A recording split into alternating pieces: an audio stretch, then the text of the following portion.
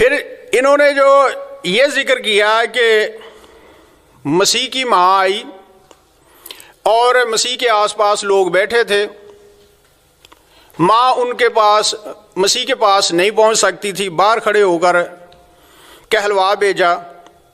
तो मसीह ने जवाब में कहा कि कौन है मेरी माँ और कौन है मेरे भाई। लेकिन जो इसका सियाक है वो नहीं इन्होंने पढ़ा। वहां लिखा है कि कहते थे कि बेखुद है, पकड़ने के लिए निकले थे। तबलीग के काम से, खुदा के काम करने से रोकने के लिए निकले थे।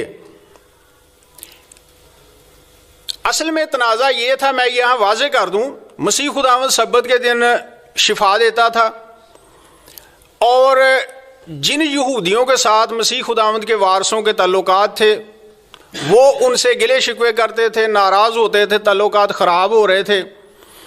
तो वो इस मकसद से निकले कि हम किसी न किसी तरह यसू को रोक दें, ऐसे काम ना करें, लोगों को खुश करें, खुदा नाराज़ होता है तो होने दें। और उसके भाइयों ने मुकद्दसा मरियम का भी साथ लिया, मुकद्दसा मरियम ने उनका साथ दिया। इसलिए खुदावंद यीशु मसीह ने फरमाया कि मेरे माँ और भाई वो हैं जो खुदा की मर्जी पूरी करते हैं, खा वो हकीकी हों खा वो हकीकी ना हों, लेकिन जो खुदा की मर्जी पूरी करते हैं वो मेरे मावन और मददगार हैं खुदा की मर्जी पूरी करने में। ये मतलब है इसका। अच्छा, एक पॉइंट भी ठीक से हकीम साहब ने पेश नहीं किया, ये तो खैर दुनिया देखेगी। आपने मरियम सदीका को भी कहा कि वो खुदा की मर्जी पर ना चलने वाली थी, गुनाहगार थी।